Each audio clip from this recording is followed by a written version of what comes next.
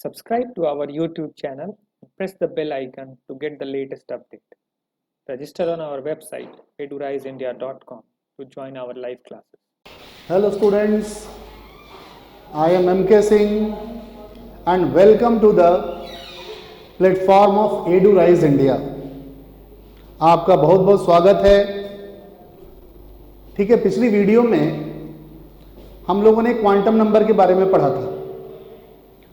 अब उसी को हम लोग आगे बढ़ाएंगे, कुछ प्रॉब्लम्स डिस्कस करेंगे क्वांटम नंबर से। तो क्वांटम नंबर एक बार रिकॉल करा दें आपको कि प्रिंसिपल क्वांटम नंबर का नाम हम लोग लेते हैं तो क्यों लेते हैं? नंबर ऑफ शेल के लिए। एजिमुथल क्वांटम नंबर का जो नाम लेते हैं हम लोग वो सब शेल के लिए लेते हैं, और मैग्नेटिक क्वांटम नंबर का नाम लेते हैं हम लोग ऑर्बिटल के लिए, और स्पिन क्वांटम नंबर का नाम लेते हैं हम लोग स्पिन ऑफ इलेक्ट्रॉन के लिए, जो अपने ही एक्सिस पर रिवॉल्व करता रहता है। ठीक है, देन लेट्स स्टार्ट फर्दर।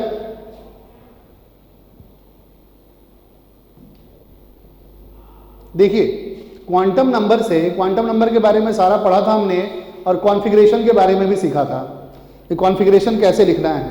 भाई, कॉन्फ़िगरेशन लिखने के लिए आपको प्रैक्टिस करना होगा, और बहुत सारा एक्सेप्शनल कॉन्फ़िगरेशन आपको मिलेंगे। एटॉमिक नंबर 24, ठीक है ना, एटॉमिक नंबर 29, इस तरह से उनके ग्रुप में, जैसे कॉपर का ग्रुप है, कॉपर, सिल्वर और गोल्ड, उसमें एक्सेप्शंस हैं। फिर क्रोमियम मॉलिब्डेनम में है, फिर पैलेडियम में है, पीडी में है। तो इनमें एक्सेप्शनल कॉन्फ़िगरेशन है जिसका चर्चा जो होगा स्ट्रक्चर ऑफ एटम में होगा कि क्यों ऐसा होता है। ठीक है ना, हम लोग को सीधा इलेक्ट्रॉनिक कॉन्फ़िगरेशन से मतलब था, जो कि हमने डिस्कस कर लिया। अब देखिए, कुछ क्वांटम नंबर्स पे क्वेश्चंस हैं जिसका डिस्कशन करना है। देखिए क्वेश्चन, देखिए, the correct set of quantum number for the unpaired electron of fluorine atom. भी चारों क्वांटम नंबर लिखना है आपको। ठीक है, किसका? फ्लोरीन एटम का। और फ्लोरीन एटम के किस इलेक्ट्रॉन का लिखना है? तो लास्ट इलेक्ट्रॉन का। तो सबसे पहले तो हम लोग कॉन्फ़िगरेशन लिख लेंगे इसमें। तो कॉन्फ़िगरेशन जो होगा फ्लोरीन का क्या होगा? भाई, फ्लोरीन का जो एटॉमिक नंबर होता है वो कितना होता है? 9 होता है ना। 9 इलेक्ट्रॉन्स का कॉन्फ़िगरेशन लिखना है आपने। तो आप कैसे लिखेंगे? 1s2 लिखेंगे, 2s2 लिखेंगे, 2p। देखिए, 4 इलेक्ट्रॉन भर लिया है ना आपने। अब आपको कितने भरने हैं? 5 इलेक्ट्रॉन। और आप जानते हैं कि 2p में जो होता है 6 इलेक्ट्रॉन तक मैक्सिमम भर सकता है, और 5 भरने हैं तो उसी में भरेंगे हम लोग 2p5। ठीक है, ऐसे 2p5। अब जैसे मान लीजिए बॉक्स डायग्राम आप लिख रहे हैं, 1s, देखिए 2 इलेक्ट्रॉन यहाँ पे है 1s में, दोनों अपोजिट स्पिन में डाल दिया। फिर देखिए 2s हो गया, बॉक्स डायग्राम बनाया हमने, और 2s में 2 इलेक्ट्रॉन डाल दिया। अब 2p में देखिए 4 इलेक्ट्रॉन तो इधर हम भर चुके हैं, 4 इलेक्ट्रॉन इधर हम लोग भर चुके हैं। ठीक है ना, 4 इलेक्ट्रॉन ऑलरेडी भर चुके हैं। तो कैसे भरेंगे? 5वां इलेक्ट्रॉन हमारे यही हो ना, 5वां, 6ठा, 7वां इलेक्ट्रॉन, ऐसे भरेंगे अकॉर्डिंग टू हुम्स रूल। एक एक करके पहले भरेंगे। तो ये देखिए 4 इलेक्ट्रॉन इधर हो गए, 5, 6 और 7। फिर ये हो गया 8, और फिर हो गया 9। ठीक है ना, यानी कि यही वाला लास्ट इलेक्ट्रॉन है, लास्ट इलेक्ट्रॉन यही है। ठीक है, लास्ट इलेक्ट्रॉन यही है। अब देखिए, इसमें जो होगा करेक्ट सेट हमने बताना है। तो n की वैल्यू तो 2 होगी। देखिए 3 ऑप्शन में n की वैल्यू 2 2 दी हुई है। n की वैल्यू जो है 2 2 दी हुई है। कितने में? 3 ऑप्शंस में दिया हुआ। ये तो होगा ही नहीं, ये तो ऐसे ही कट हो गया। n की वैल्यू कितनी है? 2 है। p की वैल्यू कितनी होनी चाहिए? l की। p के लिए l का वैल्यू क्या होना चाहिए? तो p के लिए आपको पता है कि l की वैल्यू जो होती है 1 होती है। तो 2 1 वाला ऑप्शन हमने करना है। देखिए 2 0 दिया हुआ है, ये गलत हो गया। 2 0 ये दिया हुआ है, ये भी गलत हो गया। तो ऑप्शन कौन बन रहा है? 2 1। अब देखिए, मैग्नेटिक क्वांटम नंबर इसका कुछ भी हो सकता है, 1 हो सकता है, 0 हो सकता है, मतलब +1 हो सकता है, 0 हो सकता है, और -1 हो सकता है, कुछ भी हो सकता है। तो 1 दिया हुआ है, मे बी पॉसिबल। स्पिन कुछ भी ले सकते हैं, +½ ले सकते हैं, -½ तो जो पॉसिबल इसका वैल्यू है वो कौन सा ऑप्शन बता रहा है? That is D option. ठीक है, देखिए कभी कभी ये जो क्वेश्चन पूछा जाता है वो ऐसे भी पूछा जाता है, साई के टर्म में पूछा जाता है। साई के बारे में आप पढ़िएगा, साई एक वेव फंक्शन होता है जो इलेक्ट्रॉन के बारे में बताता है। जैसे ऐसे लिखा हो 420 लिखा हो, साई 420 लिख दिया जाए कि साई जो है 420 लिखा हुआ है, इसका क्या मतलब है? तो ये भी साई के साथ जो टर्म ऐसे लिखा रहता है वो याद रखिए हमेशा, वो भी क्वांटम नंबर को ही रिप्रेजेंट करता है। जैसे सबसे पहले जो लिखा हुआ है ये प्रिंसिपल क्वांटम नंबर होता है, ये एजीम्यूथल क्वांटम नंबर होता है और ये मैग्नेटिक क्वांटम नंबर होता है, ml, ये मैग्नेटिक क्वांटम नंबर होता है। Is it clear? तो आप बताइए तो ये किसके लिए? 4 पहले लिखने का मतलब नंबर ऑफ शेल क्या हो जाएगा? 4, और L का वैल्यू 2 लिखने का मतलब किसके लिए लिखा जाएगा? D के लिए। तो ये आपको समझ में आ गया कि 4D है। 4D में हमने बताया था कि 3 जो ऑर्बिटल होते हैं मैग्नेटिक क्वांटम नंबर उसी का 0 लेते हैं, या तो s ऑर्बिटल रहे, मैग्नेटिक क्वांटम का एक ही वैल्यू है 0, ठीक है ना? s ऑर्बिटल रहे, s सबशेल रहे, उसमें एक ही ऑर्बिटल होता है, उसका 0 लेते हैं हम लोग, ठीक है? p में एक pz होता है ना, क्योंकि एनसीईआरटी क्या मानता है? Inter nuclear axis is z axis, तो z वाला जो होगा p में pz, उसके लिए मैग्नेटिक क्वांटम नंबर 0 हो जाता है। और d वाले में किसके लिए हो जाएगा? dz स्क्वायर के लिए, ऐसा हमने बताया था। तो ये हम कह सकते हैं कि 4dz स्क्वायर का बात किया जा रहा है, इसका बात किया जा रहा है। तो 420 Sai that means dz square, 420 है भी ये, ठीक है ना? dz ही वैसा होता है, dz स्क्वायर ही ऐसा होता है जिसमें ना ही नोड होता है ना ही नोडल प्लेन होता है। No node and no nodal plane, दोनों ही चीज नहीं होगा इसमें, ठीक है ना? तो औरों से अलग हटके है कि नहीं है? और जो सबशेल्स हैं उनसे अलग हटके है ये, ठीक है ना? इसीलिए इसको 420 कह दोगे। Is it okay? ऐसा भी क्वेश्चन, ये अलग तरह का क्वेश्चन है, ऐसा भी पूछा जाता है साई के टर्म में। खैर नेक्स्ट क्वेश्चन पे आते हैं हम लोग। देखिए एक क्वेश्चन आपका दिया गया है, for n is equal to 4 the total number of orbitals having l is equal to 3 is. n is equal to 4 है आपका, तो कितने ऑर्बिटल्स हो सकते हैं इसमें? जिसका l जो होगा वो 3 होगा। l 3 कब होगा? l बताइए तो 3 किसके लिए लेते हैं? l f के लिए, यानी इन्होंने डायरेक्ट बात किया है चौथा सबशेल में 4f का बात किया है। 4 में तो सब हो सकते हैं ना, 4s हो सकता है, 4p हो सकता है, 4d हो सकता है, 4f हो सकता है, but l is equal to 3 दे दिया, तो इसका मतलब जाहिर सी बात है कि 4f की बात की जा रही है। 4f, अब ये बताइए 4f में कितने ऑर्बिटल्स होते हैं? How many orbitals in f subshell? There is 7 without any doubt, ठीक है? Next question, which of the following set of quantum number is not possible? कौन सा क्वांटम नंबर इसमें पॉसिबल नहीं है? चलिए भाई चेक करते हैं हम लोग, ए ऑप्शन से चेक करते हैं। 4 0 0 plus half, principal quantum number 4, azimuthal quantum number 0, that means ये किसका बात कर रहे हैं? किसकी बात कर रहे हैं? ये 4s की बात कर रहे हैं, और क्या? जब ये 0 हो और ये 4 हो तो ये किसकी बात कर रहे हैं? 4s की बात कर रहे हैं। ml जो है वो 0 है, ml 0 है, तो इसका मतलब 4s में एक ही तो वैल्यू होता है 0, और स्पिन का प्लस हाफ और माइनस हाफ हो सकता है, तो ये तो पॉसिबल है ना, ए ऑप्शन पॉसिबल है। ए ऑप्शन किसको इंडिकेट कर रहा है? 4s को इंडिकेट कर रहा है, और आपको पता ही है कि 4s में मैग्नेटिक क्वांटम नंबर का वैल्यू 0 हो सकता है, और spin quantum number plus half या माइनस हाफ कुछ भी हो सकता है, तो ये पॉसिबल वैल्यू है। बी ऑप्शन में देखते हैं 5 2 2 1, 5 2 मतलब किसका बात हो रहा है? 5d का बात हो रहा है।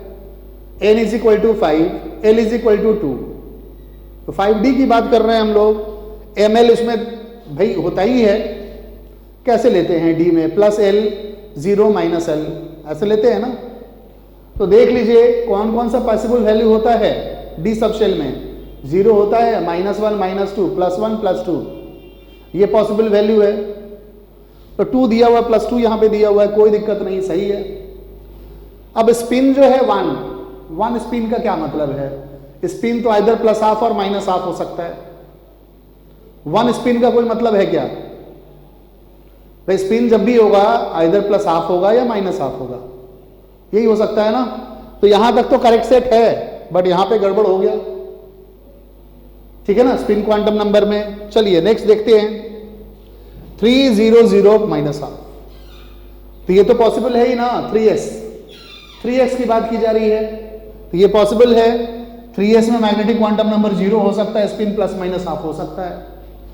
5 3 इसका मतलब 5f की बात की जा रही है, और 5f में मैग्नेटिक क्वांटम नंबर 1 तो 0 हो ही सकता है। f में कितने वैल्यू होंगे? 7 वैल्यूज होंगे ना, 7 वैल्यूज होंगे, 7 वैल्यूज होंगे। कौन कौन होगा? 0 -1 -2 -3 +1 +2 +3 होगा कि नहीं? तो ये पॉसिबल है वैल्यू, और स्पिन जो है +-½ हो ही सकता है।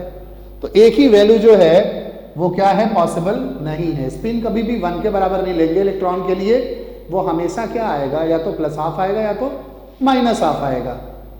Is it okay?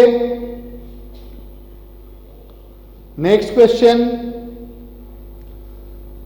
Which set of quantum number is not consistent with theory? अच्छा, थ्योरी से रिलेटेड कौन नहीं है? ठीक है, चलिए ऑप्शंस देखते हैं इसमें।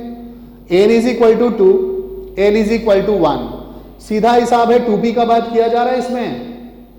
m = 0 पॉसिबल है, स्पिन जो है +-½ हो ही सकता है। 2p में ये सारा वैल्यू हो सकता है, एकदम हो सकता है, आसानी से आप कह सकते हैं। फिर देखिए b वाले के लिए देखिए, n = 4, l = 3, यानी 4f की बात की जा रही है। 4f अगर आप लिखते हैं, 4f लिखते हैं तो मैग्नेटिक क्वांटम नंबर उसमें निश्चित रूप से क्या हो सकता है भाई? +1 +2 +3 0 -1 -2 -3, तो 2 तो दिया हुआ है, क्या पॉसिबल तो है ही, -½ हो ही सकता है। यहां पे देखिए n = 3, l = 3, m = 3, तो देखिए यहां मामला गड़बड़ लग रहा है। मामला कैसे गड़बड़ लग रहा है कि 3d की बात कर रहा है, ये ऑप्शन जो है 3d की बात कर रहा है। और ये बताइए d में जो पॉसिबल वैल्यू होता है मैग्नेटिक क्वांटम नंबर का, वो क्या क्या होता है? -1 +1 -2 +2 एंड 0, यही होता है ना। 3 का भी वैल्यू आ सकता है क्या? 5 पॉसिबल वैल्यू होते हैं d में, ठीक है। f में सिर्फ 3 आ सकता है और कहीं नहीं आ सकता है। हम कह सकते हैं कि ऑप्शन क्या हो जाएगा? गलत हो जाएगा, ये रॉन्ग हो गया। ये ऑप्शन यानी कि अकॉर्डिंग टू क्वेश्चन ये सही हो गया, अकॉर्डिंग टू क्वेश्चन, हालांकि रॉन्ग है, ये सब सही है ऊपर वाले। नीचे वाले को भी देख लो, n = 4, l = 3, 4f की बात की जा रही है, उसमें मैग्नेटिक क्वांटम नंबर कितना हो सकता है? 3 पॉसिबल है, और स्पिन भी +½ या -½ हो सकता है। तो यहां पर ये किसकी बात कर रहा है? 4f की बात कर रहा है। तो यहां सारा चीज पॉसिबल है, then this option will be incorrect. Any confusion? देखिए नेक्स्ट क्वेश्चन, क्वेश्चन है n + l = 6। ये है n + l, उसकी वैल्यू 6 के बराबर है। Total possible number of subshells would be, कितने सबशेल्स पॉसिबल हैं? बड़ा इंटेलिजेंट क्वेश्चन है, थोड़ा सा सोचो इस पे, थोड़ा दिमाग लगाइए अपना कि भाई इसमें देखिए n + l की वैल्यू 6 है, ऐसा दे रहा है, तो क्या क्या वैल्यू हो सकता है? देखिए तो 6s की बात कर सकते हैं हम लोग, इसमें n + l की वैल्यू कितनी है? 6 है, ठीक है। फिर देखिए 5p की बात कर सकते हैं, 5p की बात कर सकते हैं, 5d की बात नहीं कर सकते हैं, क्योंकि 5 + d के लिए l का वैल्यू 2 आता है तो वो 7 हो जाएगा। तो 5p की बात कर सकते हैं हम लोग। फिर देखिए किसकी बात कर सकते हैं, अब n की वैल्यू 4 ले लेते हैं, 4d की बात कर सकते हैं हम लोग, 4d की बात कर सकते हैं। देखिए 6 आएगा। और सोचिए जरा कि और कोई वैल्यू हो सकता है क्या। अब 3 अगर इसका वैल्यू देंगे तो 3f लिखना पड़ेगा, जो कि 3f पॉसिबल है नहीं। जब n इज इक्वल टू 3 होता है तो उसमें s, p और d वही 3 होते हैं, इसके अलावा कोई होता ही नहीं है, तो वो तो पॉसिबल है नहीं। तो मेरे हिसाब से यही वैल्यू पॉसिबल हो रहा है, ठीक है ना। चलो कोई नहीं, और भी चेक कर लेते हैं हम लोग। अब जैसे 6 में और कोई ऑर्बिट तो नहीं ले सकते, और कोई सबशेल तो ले नहीं सकते हम लोग। p लेंगे तो 7 हो जाएगा, d लेंगे तो 8 हो जाएगा, तो इसमें तो कोई पॉसिबल है नहीं 6 के अलावा। 5p में देखिए कोई पॉसिबल है क्या, 5p ही पॉसिबल है, पांचवें में 5p ही पॉसिबल है, दूसरा कोई पॉसिबल है ही नहीं जिसका n प्लस l का वैल्यू 6 के बराबर आ जाए। तो यही 3 सबशेल्स हैं जिसका n प्लस l का वैल्यू क्या आ रहा है, कितने के बराबर आ रहा है, 6 के बराबर आ रहा है। और कुछ सोचिए, तो मेरा ख्याल है कि इससे ज्यादा हम लोग नहीं सोच सकते हैं कुछ भी, ठीक है। तो हमने क्या बताना था, सबशेल बताना था। सबशेल कितने आ रहे हैं इसमें, ठीक है, और कुछ नहीं हो सकता है। तो इस तरह से क्वेश्चंस जो होते हैं क्वांटम नंबर के होते हैं। देखिए इसके बाद ना हम लोगों को पढ़ना है, एक प्रिंसिपल छूट रहा था जिसको हम लोग कहते हैं Pauli's exclusion principle. Pauli's exclusion principle. तो हम लोग नेक्स्ट टॉपिक पे चले आते हैं, Pauli's exclusion principle.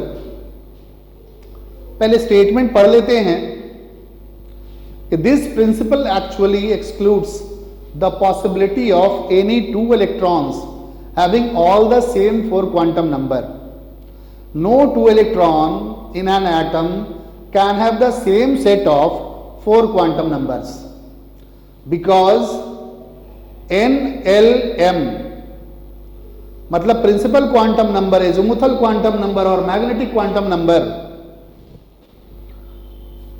Address a particular orbital, किसी पर्टिकुलर ऑर्बिटल के बारे में बता देते हैं। जैसे प्रिंसिपल क्वांटम नंबर हो गया, एज़िमुथल क्वांटम नंबर और मैग्नेटिक क्वांटम नंबर अगर दिया रहे तो आप किसी पर्टिकुलर ऑर्बिटल तक पहुंच सकते हैं। और स्पिन दे दिया गया तो आप कहां पहुंच जाएंगे, स्पिन पे भी चले आएंगे, इलेक्ट्रॉन तक पहुंच जाएंगे। तो ये तीनों सेम हो सकते हैं, बट कभी भी उसका स्पिन क्वांटम नंबर सेम नहीं हो सकता है।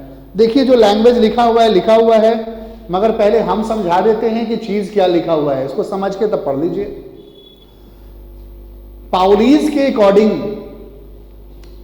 टू पाउलीज, किसी भी एटम में, कोई भी एटम हो उसमें 2 इलेक्ट्रॉन ले लेते हैं, कभी 2 इलेक्ट्रॉन का चारों क्वांटम नंबर सेम नहीं हो सकता, ठीक है ना।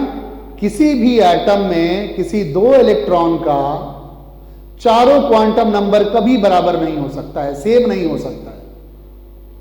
अगर 2 इलेक्ट्रॉन के बारे में लिखा जाए, उसका सारा चारों क्वांटम नंबर लिखा जाए तो अगर principal quantum number, azimuthal quantum number और मैग्नेटिक क्वांटम नंबर अगर सेम हो भी जाते हैं तो उसका spin quantum number must be different, उसका स्पिन क्वांटम नंबर एकदम डिफरेंट होगा, ठीक है ना। तो यही बात पाउलीज एक्सक्लूजन प्रिंसिपल बताते हैं। अब देखिए इसका हम कैलकुलेशन भी कर सकते हैं, बिकॉज क्वांटम नंबर का तो कॉन्सेप्ट हमारे पास है ही। देखिए पाउलीज एक्सक्लूजन प्रिंसिपल पर एक एग्जांपल दे रहे हैं आपको। जैसे आपसे पूछा जाए भाई, जैसे नाइट्रोजन ही ले लेते हैं हम लोग, नाइट्रोजन, और ना 7 होता है, इसका कॉन्फ़िगरेशन पहले लिख लेते हैं 1s2 2s2 और 2p3, ठीक है ना। इसी में कोई 2 इलेक्ट्रॉन ले लेते हैं, चेक करते हैं कि क्या चारों क्वांटम नंबर उसका बराबर है, चारों क्वांटम नंबर सेम है।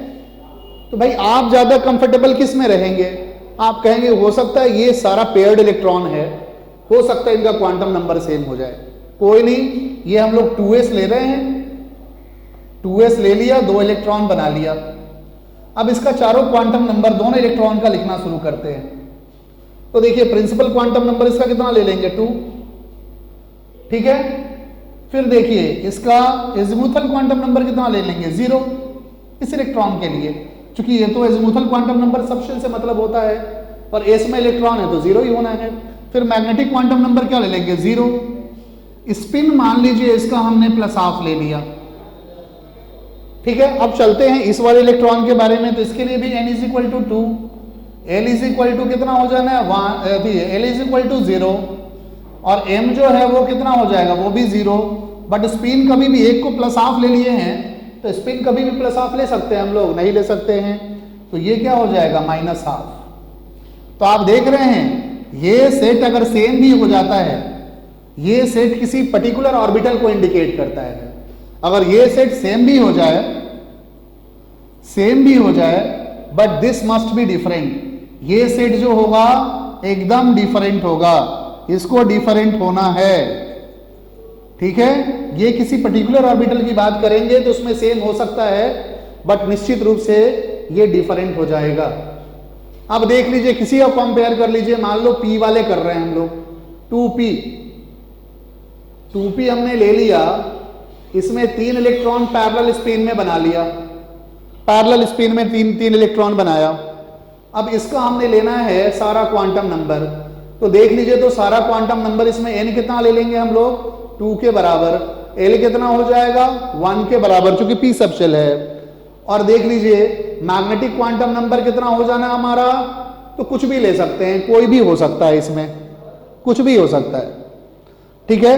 तो हम ऐसे लिख ले रहे हैं, +1 हो सकता है, 0 हो सकता है और -1 हो सकता है।